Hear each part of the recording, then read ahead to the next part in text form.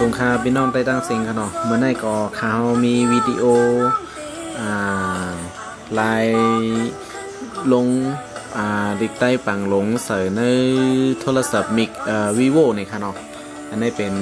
vivo y อันนี้ก็เป็น vivo y 31นี่ค่ะเนาะอันนี้ค่ะเขาขามาโดยดีนี่ค่ะเนาะ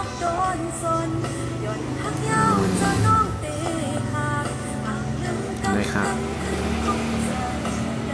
อ๋อค่ะอันนี้ก็เป็น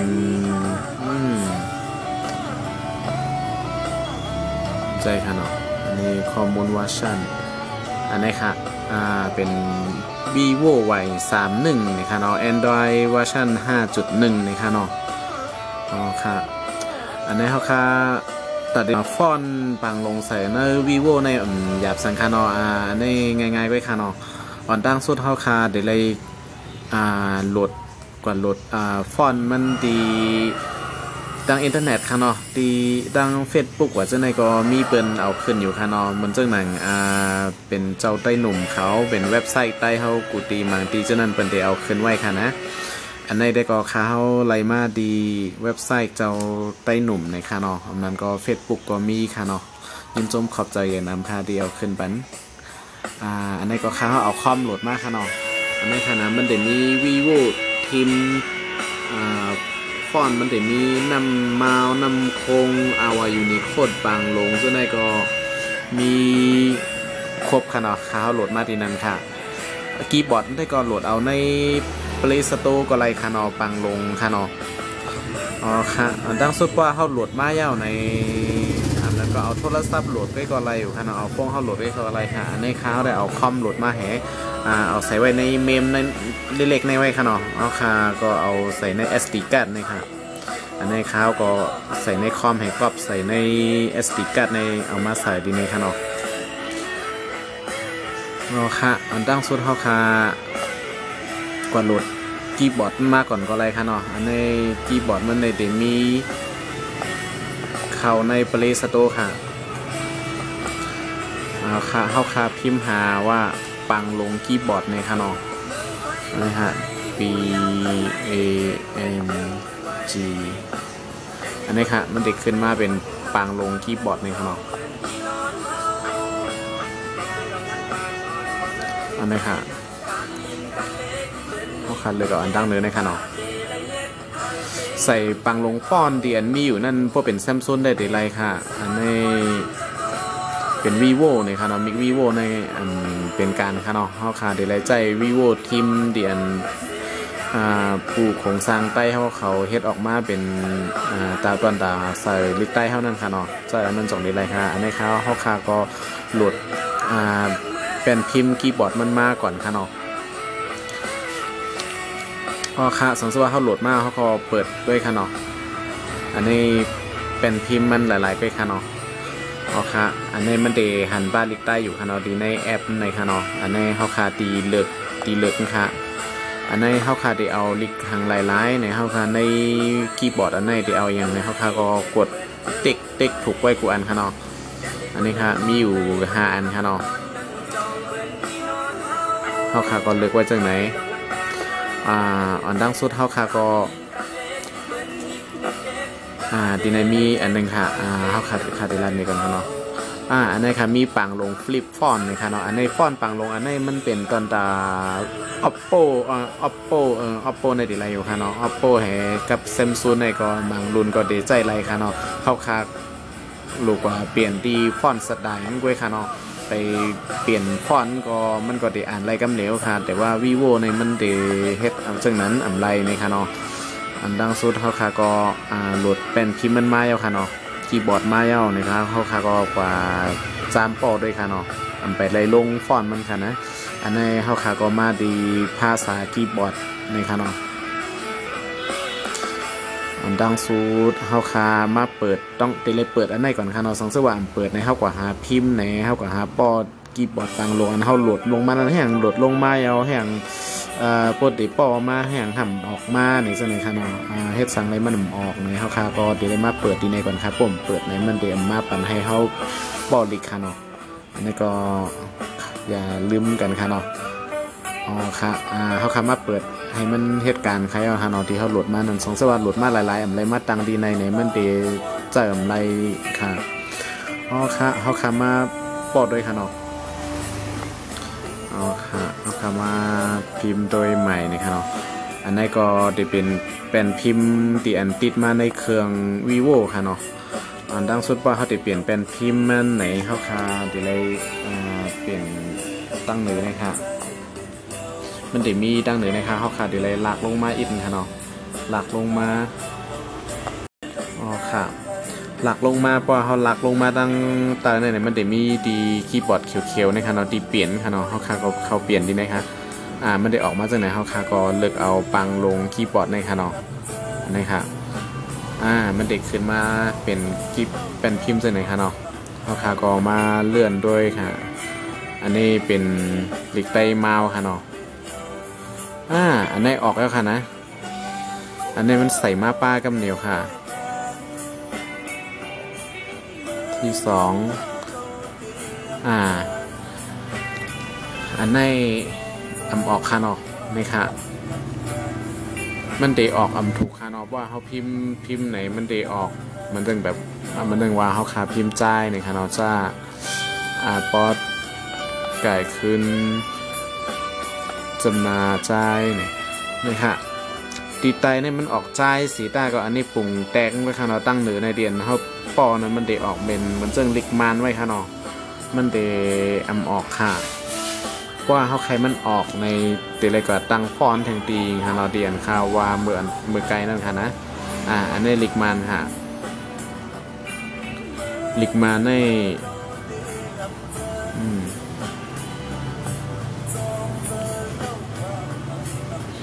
ลิกมันในก็พี่เหมือนไรค่ะเนาะอันนี้มันเดฟังลิกมันโซจีมาในเครื่องค่ะเนาะเพราะเขาคาได้ใจปังลงยูนิโคดในเขาคาเดี๋ยวเจอเป็นพิมพ์อันไหนเหมาป้ออะไรครับสังสิว่าเขาไปไล่ใส่พอนมันค่ะเนาะอันดังสุดเฮาคาอันนี้หุ้ยค่ะเนาะกำในเฮาคากว่าด้วยดีฟอนที่เฮาโหลดมาแต่ดีลงเฮใส่ SD card ให้มาเสียบนั่นค่ะนะเฮาคาเข้ากว่าดีไฟล์นี่ค่ะเนาะอันนี้ค่ะเฮาคามาเลือกที่เป็น APK นี่ค่ะเนาะอันนั้นก็กว่าหาเอาใน SD card นี่ค่ะเนาะเพราะว่าเฮาใส่ไว้ในเมมในก็มันก็ได้มีในเมมนี่ค่ะนะคะ SD card ดีนะคะอันนี้ค่ะอันนี้ค่ะเนาะเขาขามาหาด้วย vivo ทีมดีค่ะเขาใส่มาไว้นั่นค่ะนะนี่ค่ะขาเขาโหลดมาให้เก็บไว้ดีในค่ะเนาะในเมมในค่ะใน SD card ที่เขาขาเขากูถุดมานั่นมันดีอยู่ใน vivo ทีมเนี่ยค่ะเนาะขาเขาตั้งโฟลเดอร์มันไว้ดีในค่ะนะอันนี้ก็เขาคาเอาปังลงก็เลยน้ำโค้งก็เลยเอาว่ายูนิโคดในก็เลยค่ะเนาะว่าเขาโหลดมาใส่ใน SD card เมมการ์ดเขาแห่มาใส่ในเครื่องก็มันเด็กขึ้นมาจากไหนคะเขาค่ะก็อันนี้เขาเลือกเป็นปังลงค่ะเนาะอันนี้ปังหลงมันเด็กขึ้นมาเป็นจากไหนคะยูนิโคดปังลงค่ะเนาะเขาค่ะกดติ๊กอันนี้ค่ะนำไปใช้อันนั้นก็ install หน่อยค่ะเนาะ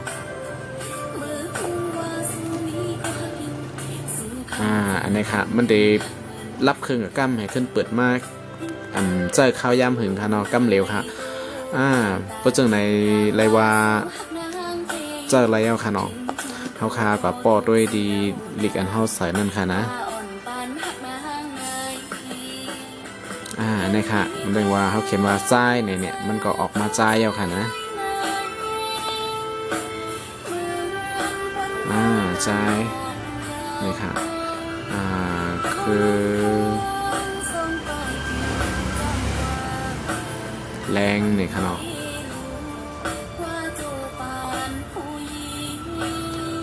ค่ะอันนี้เป็นอันพิมพ์อะไรหรืองามค่ะเนาะค่ะอันนี้ค่ะเขาขากับด้วยใน YouTube ก็ไรค่ะเนาะYouTube มีวิดีโออันนี้ Wi-Fi อันนี้ค่ะเนาะ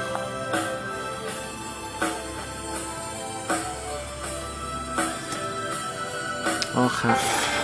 อันนี้ค่ะเนาะเขาค่ะ เทศที่คนไทยใช้มากที่สุดวันนี้เราก้าวไปอีกขั้นด้วยที่900 เมกะเฮิรตซ์ทำให้เราเร็วกว่าแรงกว่าเขาคำมาพิมพ์โดยที่ไหนคะเนาะใน YouTube ค่ะเนาะเขาคำพิมพ์ว่าใจเจิงหานหรือใจแสงสมภารนะคะ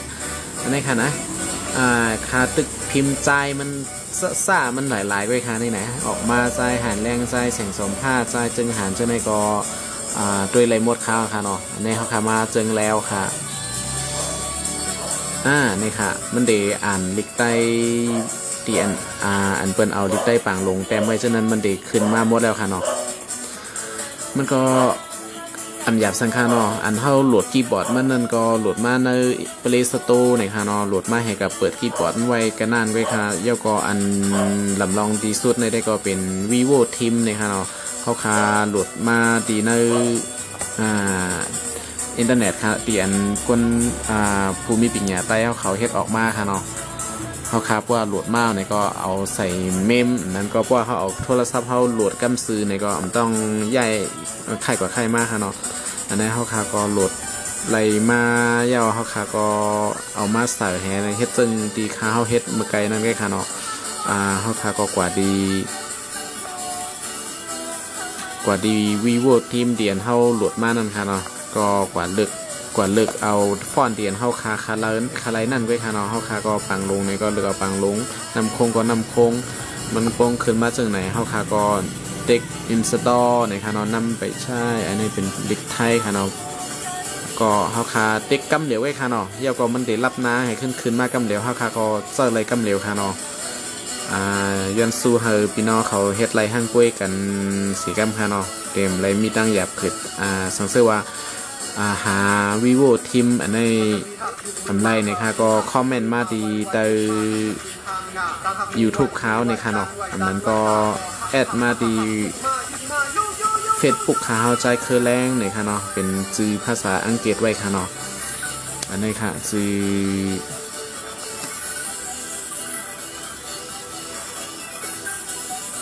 ถามมาค่ะเนาะเขาได้ส่งบรรพาสังเกตว่าเพอหาอันไรในค่ะเนาะอันนี้ค่ะ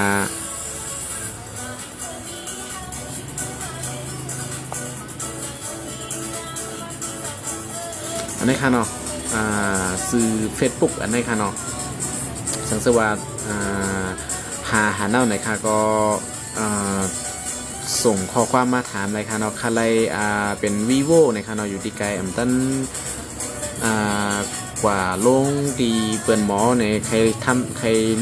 ลงฮังโกยในค่ะเนาะก็ถามมาค่ะเขาได้ส่งปันค่ะเนาะโหลดแฮซ้ำโดยฮังโกยค่ะเนาะมันก็บางปอกมันอะไรก็ได้เฮ็ดให้เฮาง่ายลมใจขึ้นตัดเดกว่าเฮ็ดเข้าใจค่ะเนาะมาเหตุการณ์ในเมืองเปิ่นนั้นว่าตัดเดเล็กกว่าดังนอก1กัมในก็เพราะว่าใจวันหยุดวันสางในก็ดีกว่าอะไรค่ะเนาะสังเกตว่าเฮาฮู้ล็อกไลน์เฮ็ดมันในค่ะก็แค่